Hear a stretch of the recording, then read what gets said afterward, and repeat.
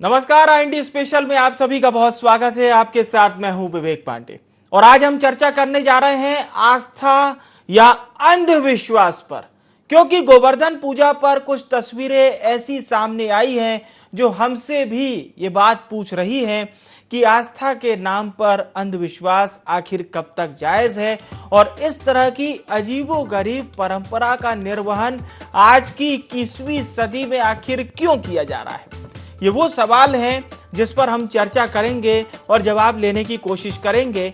और साथ ही साथ हमारे सवाल इतने सधे हुए इसलिए भी हैं क्योंकि हम इस बात को बहुत ही मजबूती के साथ पूछना चाह रहे हैं कि गोवर्धन पूजा पर ये जो आस्था के नाम पर अलग अलग तस्वीरें सामने आई, जिसमें एक तस्वीर तो ऐसी है जिसको देखकर आप चौंक जाएंगे और आप अपने आप से सवाल करेंगे कि अपने शरीर को स्वस्थ रखने के लिए हम न जाने कितने जतन करते हैं। लेकिन अगर मैं आपसे कहूं कि उदाहरण के तौर पर आप अपने शरीर के ऊपर कुछ गायों को चलवा दीजिए तो सुनकर चौंकिए नहीं, बल्कि ये लोगों की आस्था का केंद्र बना हुआ है कि यदि लेटे वक्त उनके शरीर के ऊपर से गाय निकल गई तो वो स्वस्थ हो जाएंगे, उनके ऊपर से नकारात्मकता का जो साया है वो दूर हो जाएगा। ये उनका मानना है।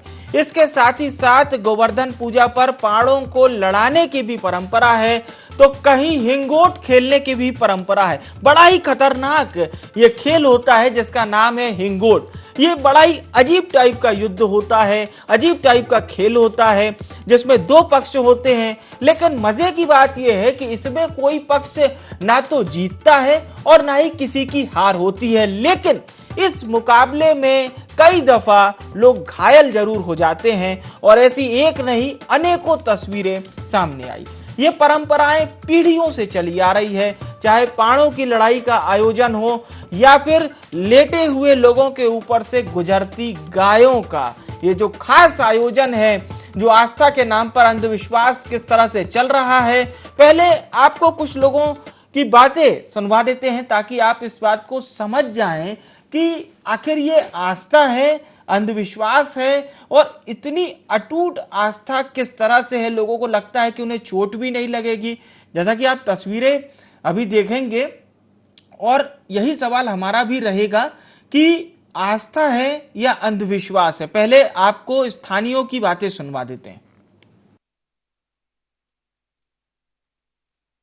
इसमें ये मन्नतधारी जो रहते हैं, गांव के जो लोग रहते हैं, घोड़ी पड़ने वाले, ये घोड़ी पड़ते हैं और आज दिन तक किसी प्रकार की कोई भी हानि नहीं हुई है इनको और किसी प्रकार की चोट नहीं लगती और माता जी मन्नत इनकी पूरी करती है। गांव में जो गोहरी की परंपरा है वो कई वर्षों से चली आ रही है और अच्छा लगता है काफ़ी। कुछ किसी को कुछ होता भी नहीं है, बढ़िया लगता है और कुछ है ऐसा देवी शक्ति है शायद जिससे किसी को कुछ भी नहीं होता और आराम से सब कुछ हो जाता है। दीपावली के पड़वा पर धनगर समाज के द्वारा पशुओं को सजाकर निकाला जाता है और अघोषित रूप से यहाँ पर सभी पशु इकट्ठे होते हैं और उसी में पाड़ा दंगल होता है। संख्या यहाँ पर पर्याप्त है और सभी समाज के बंधु परिवार सहित यहाँ दशहरा मैदान में उपस्थित हुए।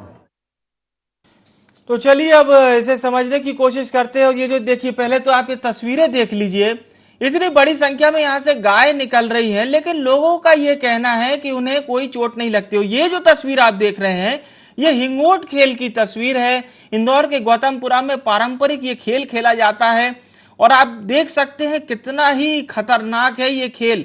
लेकिन लोगों का ये कहना है उन्हें किसी प्रकार की इससे कोई चोट नहीं लगती, किसी प्रकार का कोई भय नहीं होता, बल्कि तमाम नकारात्मक ऊर्जाएं उनसे दूर जरूर हो जाती हैं, ये लोगों का दावा है। चलिए अब हमारे साथ बड़वानी सेंधवा से हमारे संवाददाता संदीप कुशवाहा जुड़ चुके हैं और हमारे साथ आचार्य राजेश शर्मा जी भी जुड़ चुके हैं। बहुत स्वागत है आचार्य जी आपका आईएनडी 24 में। आचार्य जी मैं आपके पास आऊंगा, उससे पहले हम संदीप से जुड़ते हैं। संदीप, मुझे ये बताइए, ये जो खास आयोजन होता है ये कितनी तैयारी की जाती है इसके लिए स्थानीय स्तर पर?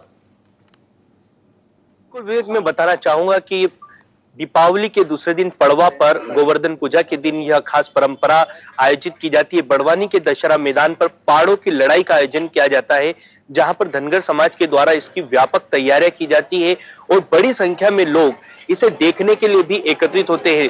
पहाड़ों को सजा धजा कर शहर में निकाला जाता है और उनको दशहरा मैदान पर लाया जाता है। वहां पर फिर एक अखाड़े नुमा एक बनाया जाता है और वहां पर इन दोनों का दंगल करवाया जाता है। आपके पास इस समय लोग भी मौजूद हैं संदीप जी, बात कीजिए उनसे। जी बिल्कुल विवेक, हमारे साथ कुछ लोग मौजूद है, हम बात करेंगे। पहाड़ों का दंगल जो होता है, करवाया जाता है, किस प्रकार से देखते हैं इसको? ये जो पहाड़ों का दंगल करवाया जाता है, दशहरे का पर्व जो शुरू होता है, दशहरे के दिन पहाड़ों की बलि दी जाती थी पहला, तो उस बलि को बंद करने के लिए ये पहाड़ों का दंगल कराया जाता है, क्योंकि पशु क्रूरता अधिनियम के अंतर्गत उनकी बलि नहीं दी जाती थी, फिर इसलिए उनकी बलि बंद करी। इसलिए कोलों का जो होता है भोरकोला, उसकी बलि दी जाती है, कि पहाड़ों की बलि बंद कर दी जाती है। उसके बाद में इनका दंगल कराया जाता है, सजा धजा के इनको साल भर तक खूब घी पिलाया जाता है, अच्छा खिलाया जाता है। उसके बाद में जो पहाड़ा जीतता है उसके मालिक को इनाम दिया जाता है। अब हमारा समय के अंदर, जब देवास के अंदर हमारे महाराज जी जब दंगल करवाते थे, वहाँ के राजा देवास के, तो वो सोनों की गिन्नियां देते थे पहाड़े के मालिकों को, जो जीतता था वो महाराज साहब खुद करवाते थे, इसलिए दंगल कराया जाता है। क्या मानते हैं अभी भी ये परंपरा अनादिकाल से चलती आ रही है। परंपरा ये तो राजा महाराजाओं का समय से, उस समय से चलती आ रही है, जिस समय से जब ये बलि बंद कर दी थी और फिर इनका दंगल चालू करवा दिया था कि जो पहाड़ा जीतेगा वो इनाम लेके जाएगा, और उनको खूब सजा धजा जाता था, उनको घी पिलाया जाता था। और संख्या में लोग भी देखने आते हैं, कई बार जनहानि का भी डर रहता है। अब लोग जनहानि का तो डर रहता है, पर पब्लिक ज्यादा इकट्ठी हो जाती है ना, उनकी सुरक्षा नहीं रहती है, ये चितर बितर खड़े रहते हैं। संदीप, ये चीज में जरूर पूछिए स्थानियों से, क्योंकि कई दफा हमने देखा है पहाड़े भी आपा खो देते हैं, तो इस दौरान कई चोट भी आती है। तो क्या इस चीज को स्थानीय किस तरह से देखते हैं संदीप? और बात करेंगे, हमारे साथ एक शख्स और मौजूद है। क्या नाम है आपका? जगदीश प्रसाद शर्मा। जगदीश जी, पहाड़ों के दंगल के दौरान कई बार बेकाबू हो जाते हैं जानवर और भीड़ में आ जाते हैं, तो कैसे मानते हैं आप इसको? इसमें क्या है कि ये जब बेकाबू होकर भीड़ में घुस जाते हैं तो ये केवल जख्मी करने के अलावा कोई काम नहीं करते। दूसरी एक चीज की, जानवर है, इसको कोई समझ तो है नहीं इस चीज की, तो वो जो है इस चीज को समझेंगे ही नहीं। क्या मानते हैं कि ऐसी परंपराएं जो चल रही हैं, ये परंपरा पूर्वजों से चले आ रही है, आगे भी ये चालू रहेगी। लेकिन अभी क्या है कि कुछ नई जनरेशन ने इसको अपने हिसाब से बंद कर दिया है, लेकिन कुछ जो पुराने जो लोग हैं, बिल्कुल चर्चा में समझ सकते हैं संदीप, क्योंकि स्थानीय भी मिली जुली प्रतिक्रियाएं हैं। और एक पक्ष ये तो कह रहा है कि ये सदियों से चली आ रही है, लेकिन एक पक्ष ने इस और भी गौर किया कि वो भी जानवर है और किस तरह से उसको भी दुख होता होगा, क्योंकि कष्ट सहन करना पड़ता है उसे भी। बहुत बहुत धन्यवाद संदीप, तमाम जानकारी हमारे दर्शकों तक पहुंचाने के लिए। अब मैं आचार्य राजेश शर्मा जी का रुख करूंगा। आचार्य जी, सबसे पहले तो आपको प्रणाम है। आचार्य जी, मैं ये जरूर आपसे पूछना चाहूंगा कि इस तरह की जो परंपरा चली आ रही है, क्या इसका सकारात्मक असर हमारे ऊपर भी होता है? क्योंकि ग्रामीण कह रहे हैं कि यदि उनके ऊपर से गाय निकल जाएंगी तो कोई बीमारी उनको नहीं छू सकती। आपका जो प्रश्न है उसका उत्तर एक इतिहास के रूप में है। ये पूरा यदि देखा जाए तो हिंगोट जो युद्ध प्रारंभ हुआ है वो 17वीं शताब्दी से प्रारंभ हुआ है जी, मतलब अति प्राचीन और बहुत पुराना है। परंतु ये मुगलों का विषय, मुगलों और मराठों की लड़ाई का समय का युद्ध प्रारंभ हुआ है। उस समय जब अत्याचार अनाचार होता था तो आंवले के बराबर एक फल होता है, हिंगोरी फल, उसका जो है गुदा निकाल करके उसमें बारूद भर के जो है, जब वो मुगले लोग आक्रमण करते थे उस समय ही जो है मराठे लोग उसमें बारूद भर करके उनको मारते थे। तो इसलिए इसका इतिहास काफी पुराना है, ये तो कहा जा सकता है। परंतु इसको आज तक, अच्छा, दुनिया के सारे जितने भी युद्ध होते हैं वो सब दिन में लड़े जाते हैं। इस युद्ध की बड़ी एक महत्ता है कि ये सूर्य अस्त के बाद में प्रारंभ होता है। दोनों गांव के लोग जो है इकट्ठे हो जाते हैं, मंदिर को जाते हैं और मंदिर में जाने के बाद में मंदिर साथ में जाते हैं, मंदिर में दर्शन करते हैं और दर्शन करने के तुरंत बाद ही ये युद्ध प्रारंभ हो जाता है। इसमें कई प्रकार की हताहत तो होती है, पर मैं मानता हूं मैं ये श्रद्धा का विशेष लगाव के कारण से अनेक लोग यहाँ देखने भी जाते हैं और युद्ध को देखते बराबर इसमें कई घायल भी होते हैं, परंतु आज तक कोई अप्रिय समाचार नहीं सुना कि यहाँ पे कोई ऐसी घटना घट गई है जिससे कोई का जन हानि हो गई। ऐसा आज तक कभी इस युद्ध में हुआ नहीं है इतिहास के अनुसार। जी बिल्कुल बिल्कुल। क्योंकि देखिए आचार्य जी, कई बार ऐसा होता है कि हमें लगता है सिर्फ भारत में ही हो रहा है, ऐसा नहीं है। यूरोप में भी हम देखते हैं तो स्पेन में बुल फाइट होती है और वहां पर बाकायदा फेस्ट होता है जिसमें एक जगह पर बहुत सारे टमाटर रखे जाते हैं और लोग बाग खूब वहां पे नाचते गाते हैं। ये उनकी सदियों से चली आ रही परंपरा है, तो इसलिए मैं चाह रहा था कि आप परंपरा को भी जरूर समझाइए। हमारे साथ प्रमोद नेमा जी भी जुड़ चुके हैं, समाज सेवी हैं। प्रमोद नेमा जी का भी बहुत स्वागत है IND24 में। और हमारे साथ इंदौर से हमारे संवाददाता भारत पाटिल भी जुड़ चुके हैं। प्रमोद जी, मैं आपके पास आऊंगा, उससे पहले भारत का रुख करते हैं।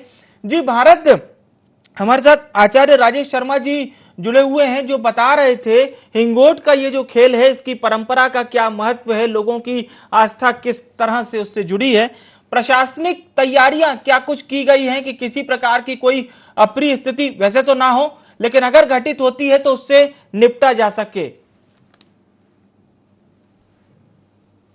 देखिए, पिछले कई वर्षों से हम भी देखते हुए आए हैं कि हिंगोट क्योंकि एक परंपरागत एक ऐसा पर्व है जो दीपावली के दूसरे दिन मनाया जाता है। हालांकि इस बार सूर्य ग्रहण था और सूर्य ग्रहण को देखते हुए जो भाई दूज है वो एक दिन बाद बनी है, तो ये भाई दूज का जो पर्व है वो हिंगोट के रूप में मनाया जाता है। आप पहले तो मैं बता दूं कि हिंगोट को लेकर के दर्शकों में कई ऐसी विचलित चीजें हैं जो हिंगोट को समझ नहीं पाते। हिंगोट एक ऐसा जंगली पौधा है जिसमें उसके फल निकलता है और उस फल के अंदर बारूद को भरा जाता है और उस हिंगोट को तैयार किया जाता है और फिर इस हिंगोट युद्ध के लिए शुरू किया जाता है। विवेक, ये क्योंकि परंपरा जो चली आ रही थी ये सकारात्मक और आत्म सुरक्षा के लिए जब 1787 जो ईस्वी में कहा जाता है कि जब मुगल शासन था और उस दौरान मराठा साम्राज्य क्योंकि यहाँ से लगा हुआ था और इस दौरान मुगलों के ऊपर जो है गोरिल्ला वार करने के लिए इस हिंगोट का जो है इस्तेमाल किया जाता था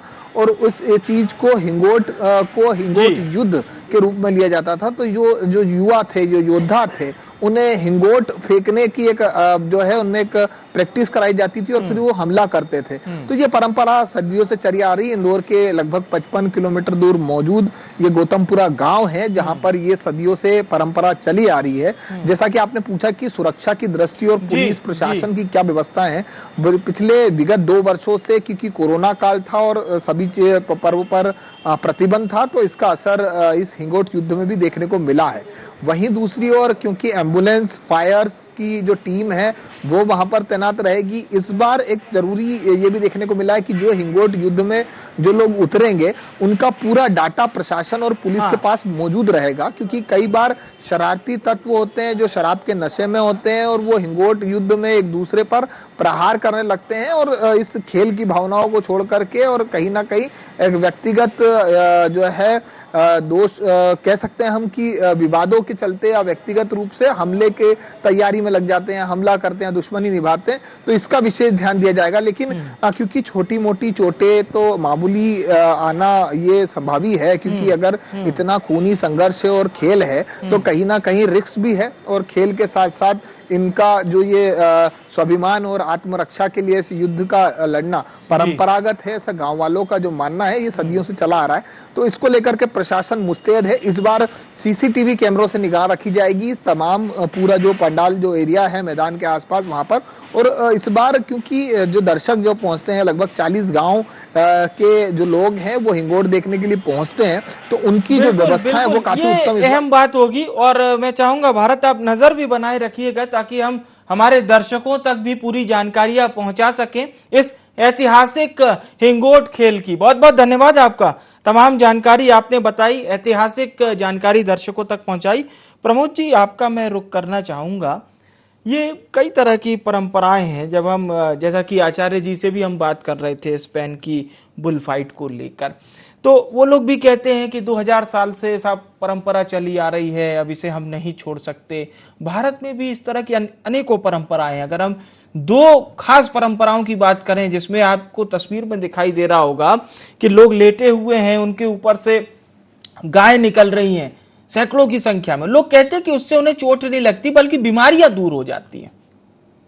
देखिए, हिंदुस्तान हमारा आस्था का देश है और आस्था के बाद कोई भी बात करना बेईमानी है।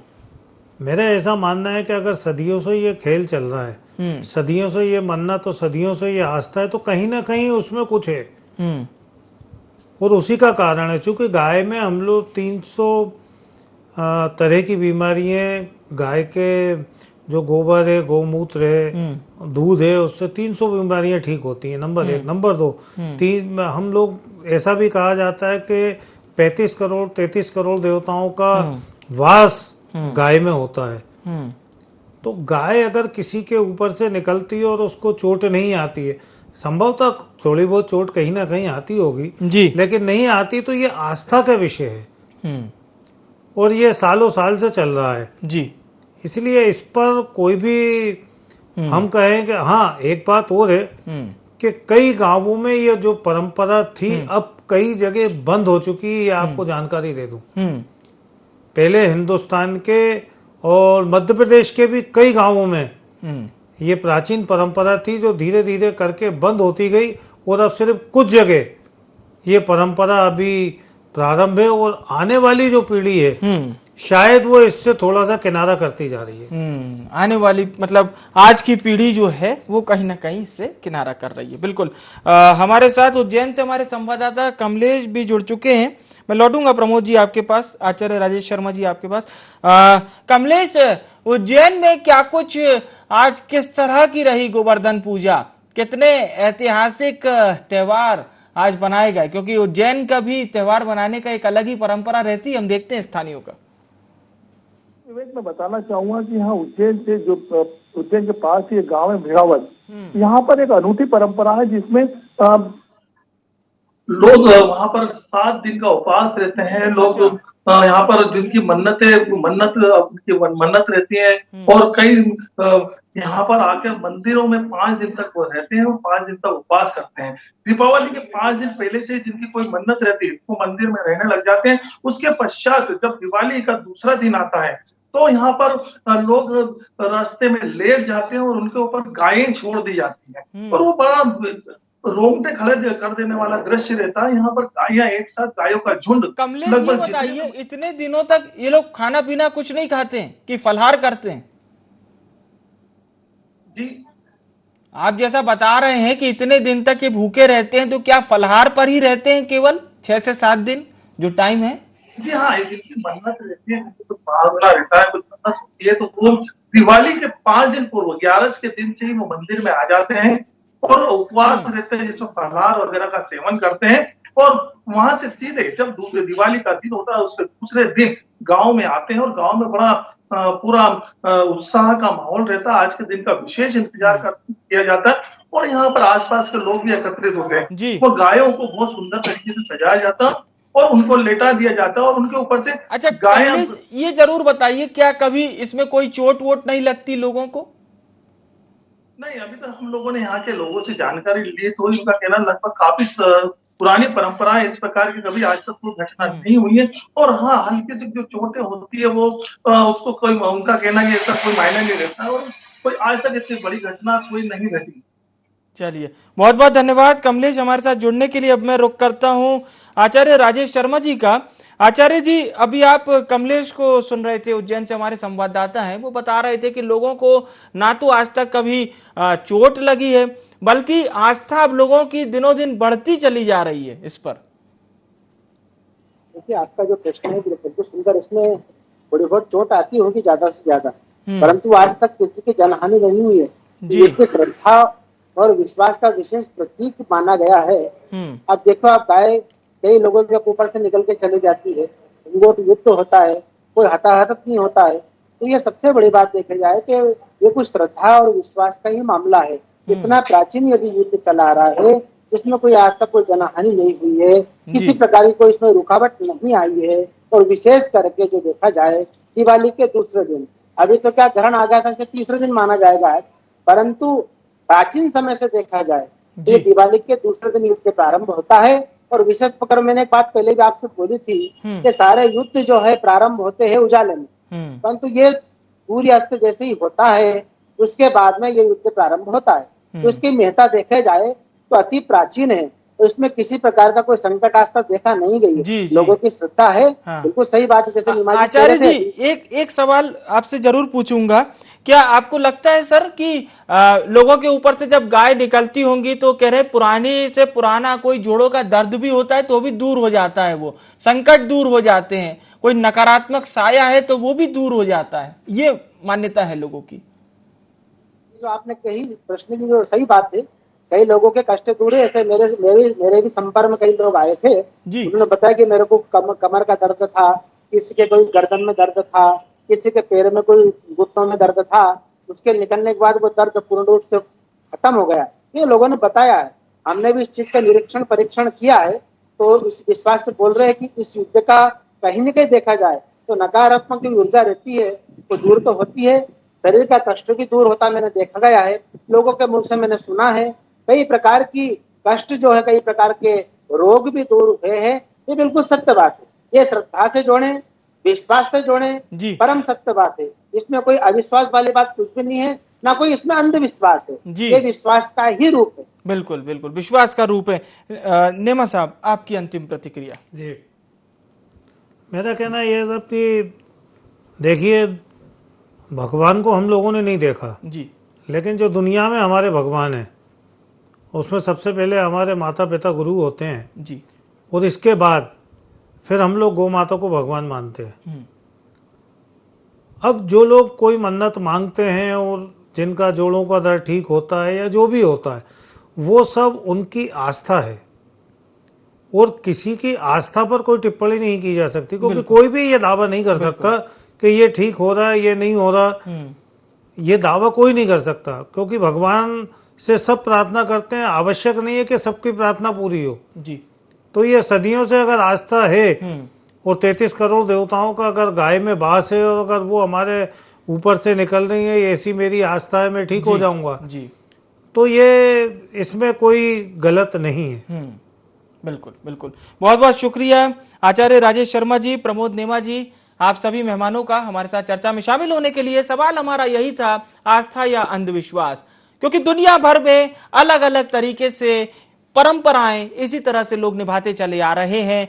2000 साल, 1000 साल, 2500 साल, कहीं 3000 साल, और लोग यही कह रहे हैं कि पीढ़ियों से हम इसे इसलिए निभा रहे हैं क्योंकि इस पर हमारा न केवल अटूट विश्वास है बल्कि लोगों को रिस्पॉन्स भी मिले। जाहिर सी बात है, जब रिस्पॉन्स मिलता है तभी आप उस चीज को आगे भी अनवरत जारी रखते हैं। आज की इस खास पेशकश में फिलहाल के लिए इतना ही। मुझे आने विवेक को दीजिए इजाजत। नमस्कार।